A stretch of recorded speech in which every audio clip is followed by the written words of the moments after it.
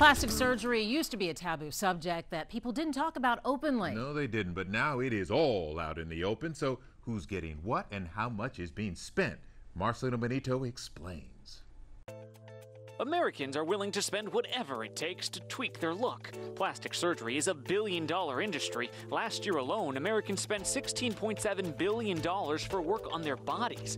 That's 17.5 million different procedures performed in 2017. So what are people getting done?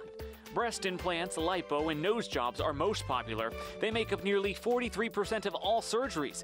But it's relatively new procedures like butt lifts, made popular by celebrities like Cardi B, seeing some of the biggest increases year to year.